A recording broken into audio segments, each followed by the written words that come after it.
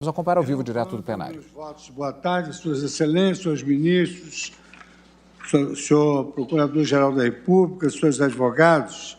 Vamos passar à fase das sustentações orais. Cada amicus curiae terá o tempo regimental de 15 minutos para sua sustentação. Falará pelo amicus curiae Confederação Nacional dos Trabalhadores da Indústria Química, CNTq, o doutor José Imazio Loguércio, que é convidado a assumir a sua tribuna virtual e dispõe do tempo de 15 minutos para a sustentação.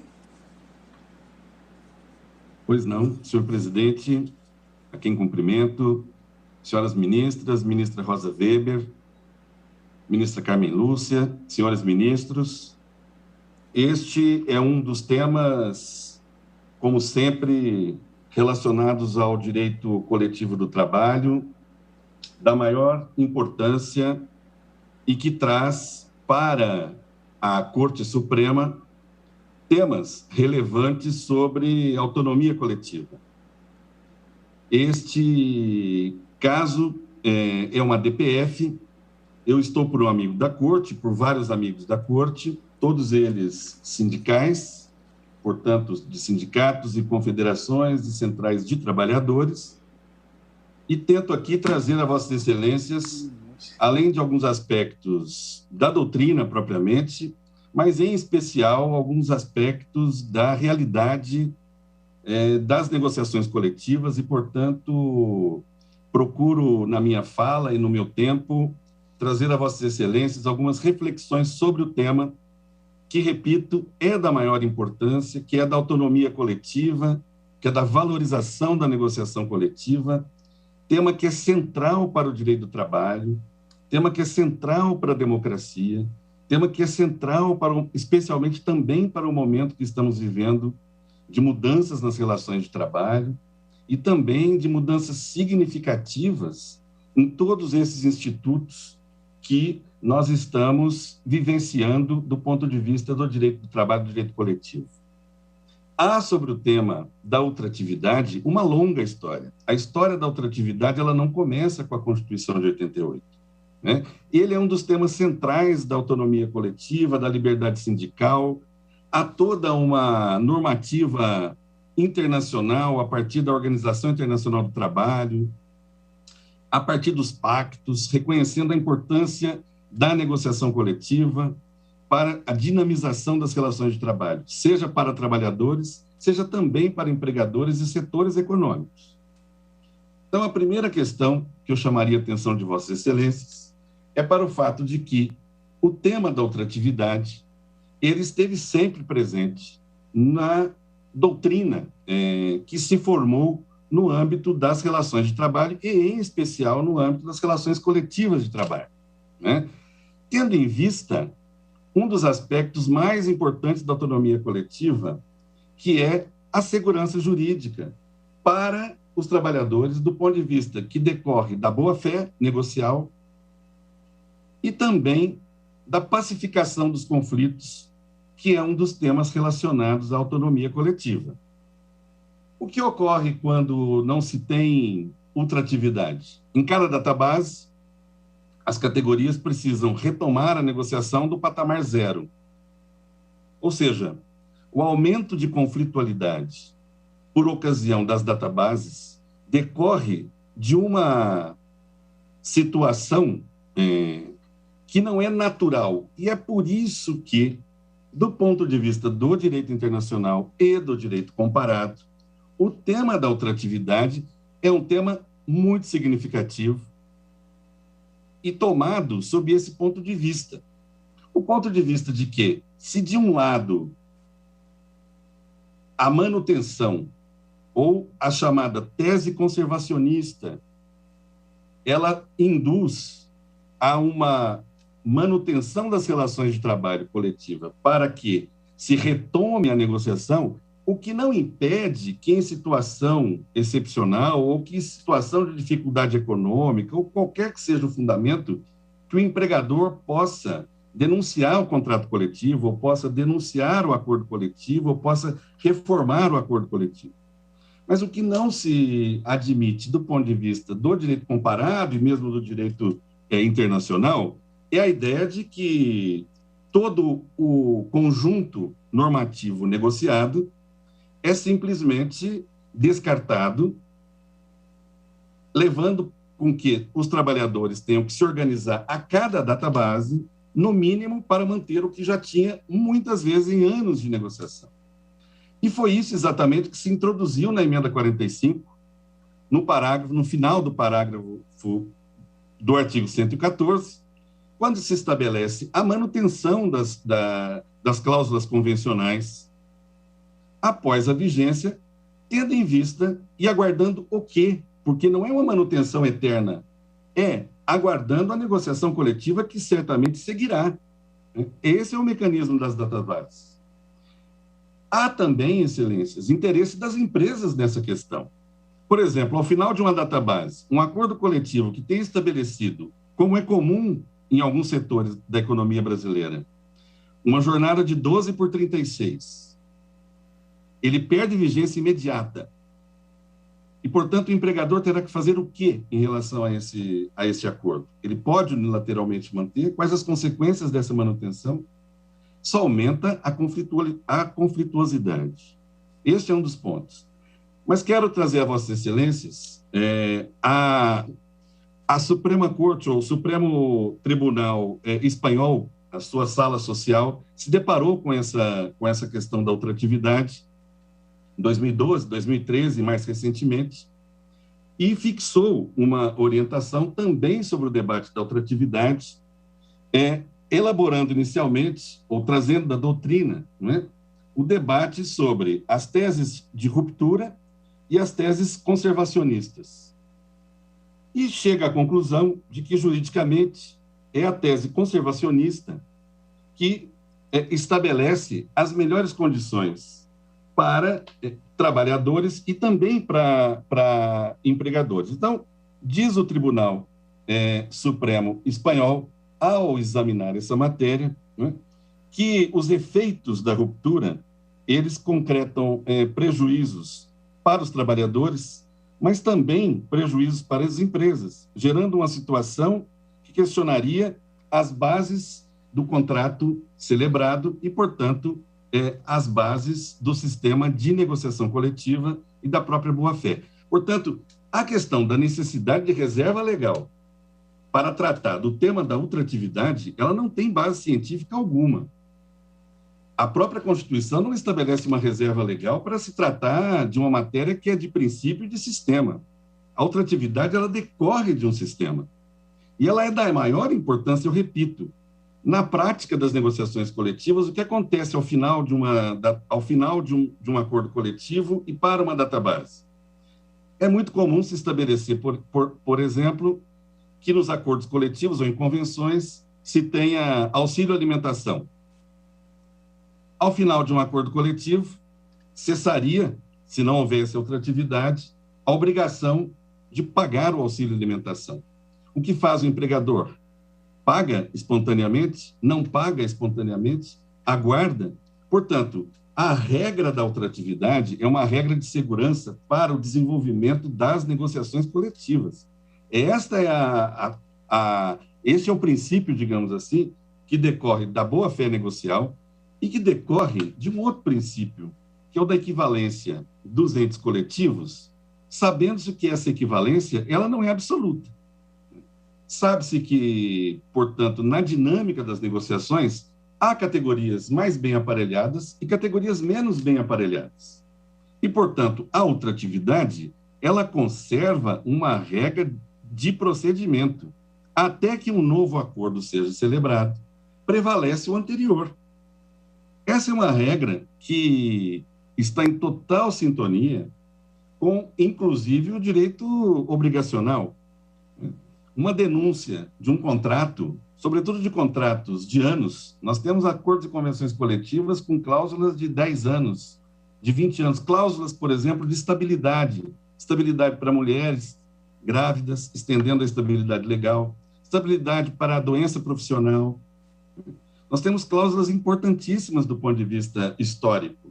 E chegar ao final de um acordo coletivo ou de uma convenção e impor a uma categoria profissional, aos trabalhadores, que entrem para uma negociação zerados, ou seja, com o patamar de direitos estabelecido nesses contratos sem vigência, né, não está no escopo da Constituição de 88, que no artigo 7º, onde se faz o reconhecimento dos acordos e convenções coletivas, se tem uma diretriz muito clara, interpretativa, de que aqueles direitos não são um catálogo fechado, mas que o que se tem por teleologia ali não exclui outros direitos que estejam de acordo com a melhoria das condições de vida dos trabalhadores.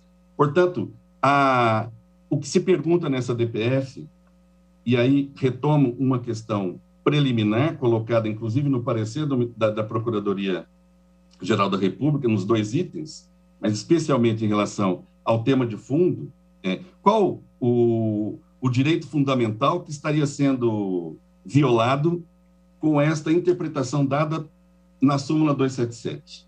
Não me parece que se consiga encontrar na Constituição de 88, pelo menos no padrão da Constituição de 88, uma violação a um preceito fundamental quando o Tribunal Superior do Trabalho estabelece uma interpretação relacionada a acordos e convenções coletivas que decorre de toda essa interpretação da doutrina estrangeira, da doutrina comparada, do direito comparado e também da Constituição de 88, ao estabelecer o princípio da ultratividade como regra. Ainda que nós tenhamos um déficit legislativo até a Constituição de 88, e depois dela, períodos em que houve lei ou não tratando da questão da ultratividade, volto a dizer a Vossas Excelências, o tema da ultratividade ele é muito caro à doutrina trabalhista brasileira e estrangeira, porque é ele que mantém a estabilidade das relações coletivas, né? É ele que permite que se negocie ao final de uma database e início de outra, em condições de manter para o conjunto de trabalhadores aqueles direitos.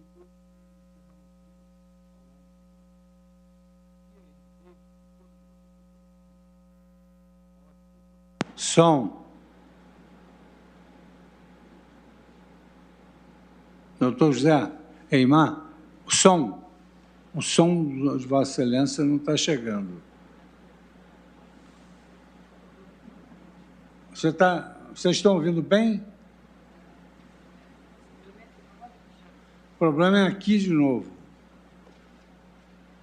Vou descontar aqui o tempo.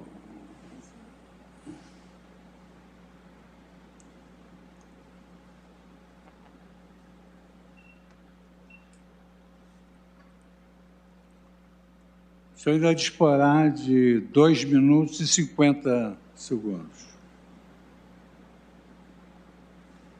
Deixa eu só voltar, ainda não voltou.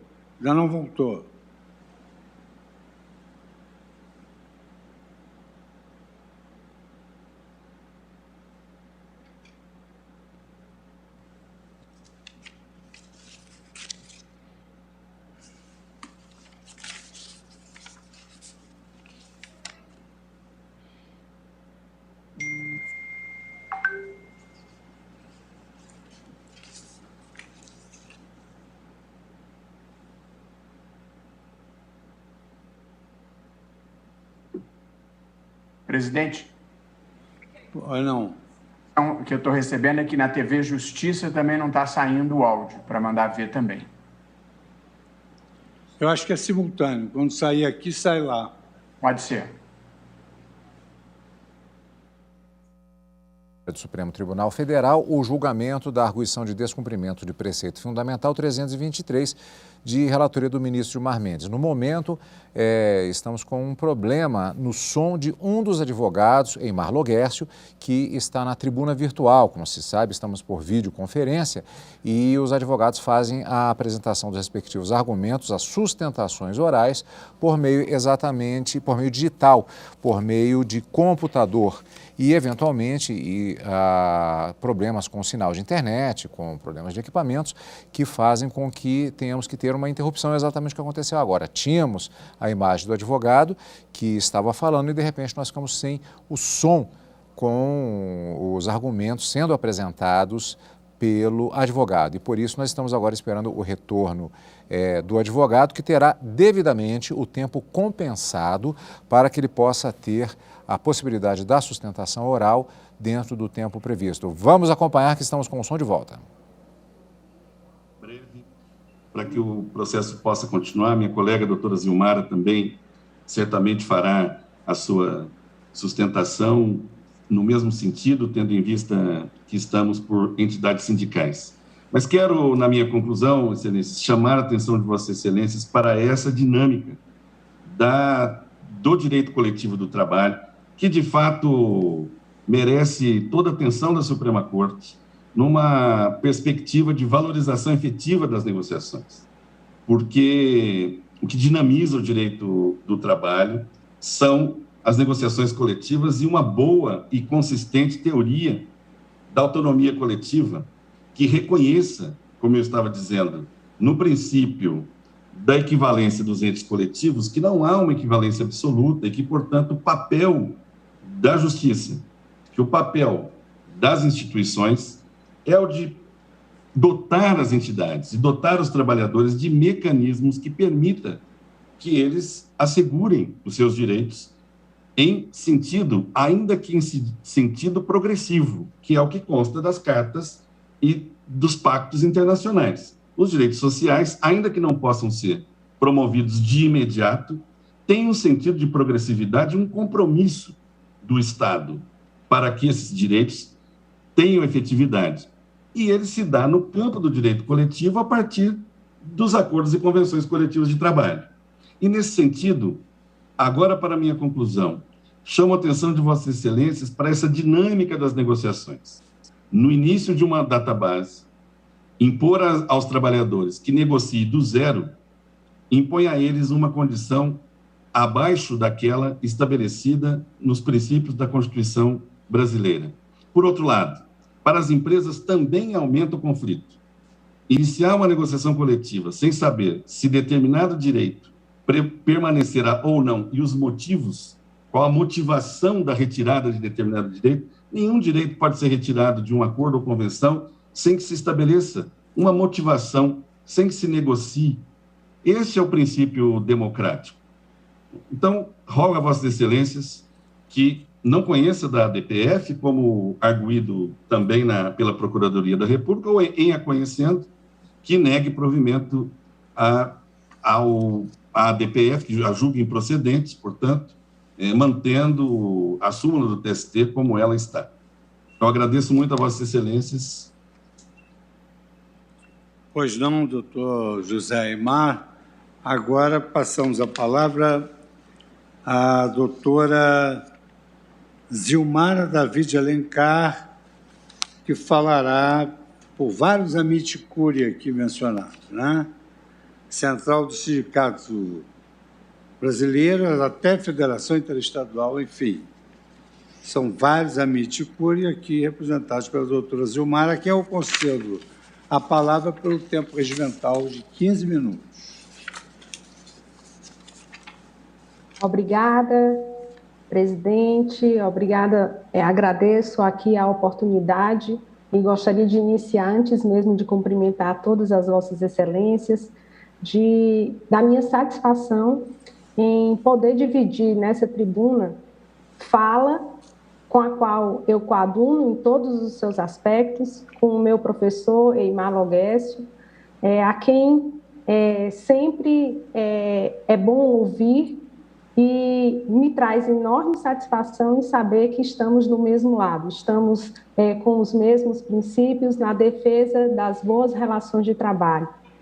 E, em seguida, ao cumprimentá-lo, cumprimento a todos os ministros aqui presentes, a ministra Rosa Weber, ao ministro Fachin, ministra Carmen Lúcia. O tema, de fato, excelências, ele traz uma importância extrema para o sistema das relações de trabalho como um todo. Como já apontado, trata-se de uma temática que recai sobre a validade das negociações coletivas, a autonomia coletiva, sobre pacificação de conflitos em relações de trabalho. A ultratividade, de fato, ela não pode jamais decorrer de um princípio de uma reserva legal. Ele não pode vir decorrente de uma expressão legal para que dele se faça uso. A ultratividade, quando se trata de relações de trabalho, fruto de negociações coletivas, ela é necessária para a harmonia sistêmica das relações de trabalho desenvolvidas num determinado ordenamento jurídico. E aí a gente vê que aquela orientação já tão consagrada nessa egrégia corte para os chamados princípios sensíveis há de se aplicar também aos direitos e preceitos fundamentais e no estudo dessa ordem constitucional que Vossas Excelências trazem aqui, trazem a necessidade de que nesse contexto normativo, nas suas relações de interdependência, possa se identificar disposições que precisamos trazer à preservação de princípios que são, de fato, basilares aos direitos de um determinado sistema. Sistema esse que é o sistema do direito do trabalho, do campo do trabalho. E essa interpretação jurisprudencial, consubstanciada na súmula 277 do Egrégio Tribunal do Trabalho, ele não só atende, mas ele ressalta os princípios essenciais para o bom funcionamento do sistema trabalhista brasileiro. E tem por objetivo, se não o de proteção às relações de trabalho, mas, acima de tudo, da própria estabilidade das relações de trabalho. E essas estabilidades das relações de trabalho, elas estão também consignadas quando analisamos o que está posto na súmula 277 e o que foi introduzido como alteração da própria emenda constitucional 45, que trouxe nova redação ao artigo 114. Quando, em todos os termos constitucionais, nós nos debatemos com o disposto no artigo 7º e o disposto no artigo 114, que traz a necessidade, seja por poder normativo, por sentença normativa, seja pela continuidade da validade dos instrumentos coletivos, a necessidade da observância de condições mínimas, para que aquilo que vinha sendo praticado possa vir a ser assegurado como um fim de não deixar que aquelas relações tenham situações de desequilíbrio, precisam se dar de forma harmônica. E dessa forma, a gente chama a atenção de Vossas Excelências que aqui em curso está se tratando de relações que foram pactuadas entre partes legítimas, conferidas a essas partes o poder da negociação coletiva, que também tem uma segurança em campo constitucional, como preconiza o artigo 7º. E que foram objeto, entre essas partes legítimas, para que trouxessem condições de estabilidade. Nós estamos falando aqui de uma relação de emprego onde um determinado direito ou uma determinada obrigação foi ali constituída e considerada e que não pode, por um determinado lapso temporal, ser retirada daquele ordenamento jurídico, ser retirada daquela relação que se estabeleceu de uma hora para outra, sem que seja também fruto de uma negociação coletiva.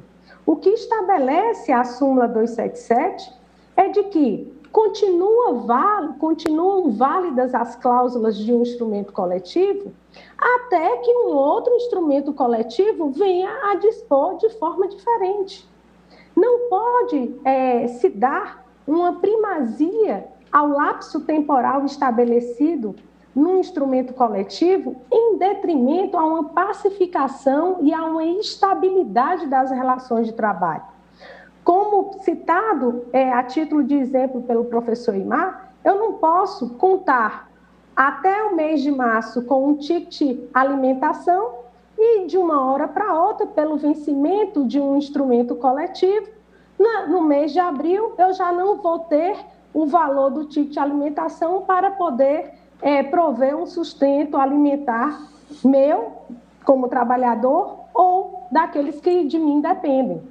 Então, a questão da ultratividade decorrente dessas garantias, desses direitos decorrentes de negociação coletiva, elas são de fundamental importância para que a estabilidade dessas relações se dê num formato muito mais principiológico, sim, onde o próprio TST, a AGU, a PGR, nesses autos, também opinam pela validade da súmula 277, no sentido de que ela é essencial, a ultratividade ela é essencial para a pacificação de conflitos, para a estabilidade das relações de trabalho.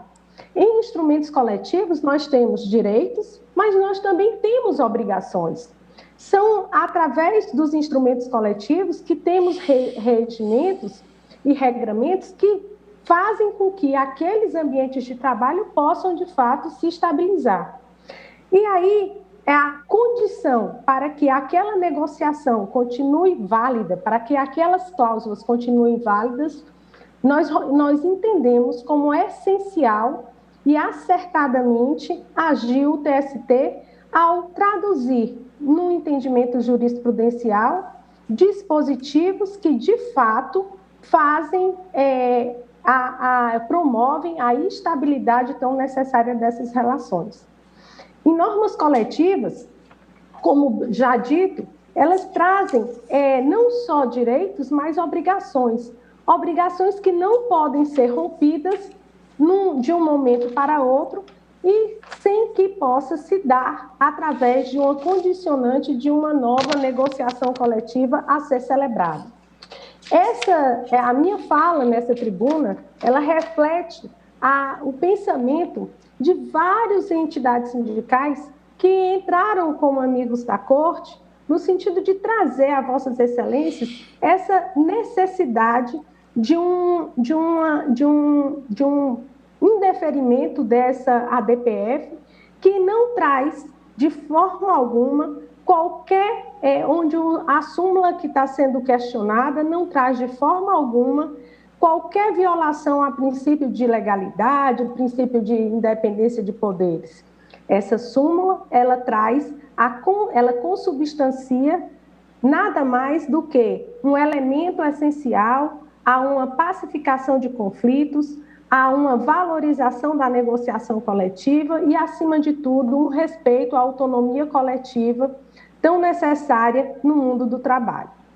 Agradeço a oportunidade e, por isso, gostaria apenas de citar, estamos falando aqui em nome da Central Sindical dos Trabalhadores do Brasil, estamos da CSB, estamos falando aqui em nome da Confederação dos Trabalhadores do Comércio, estamos falando em nome da Federação dos Professores do Estado de São Paulo, estamos falando em nome da Confederação dos Trabalhadores em Condomínios, estamos falando em nome de várias entidades sindicais de trabalhadores que rogam a essa Corte que se tragam a necessidade de trazer a súmula 277 como fundamento para o incentivo real à negociação coletiva de forma válida. Muito obrigado, doutora Zilmara Davi de Alencar. Tendo em vista que a matéria é extremamente relevante, a votação ela é mais densa num tema de tamanha significação no âmbito da Justiça do Trabalho e constitucional, não daria tempo de nós ouvirmos o voto do relator. Só acho que eu vou remarcar uma nova data para a continuidade desse julgamento e posteriormente será comunicado aos eminentes patronos. Com essa explicação, que é fruto do consenso do colegiado, eu vou agradecer a presença dos ilustres advogados, o trabalho dos colaboradores e declaro encerrada a sessão.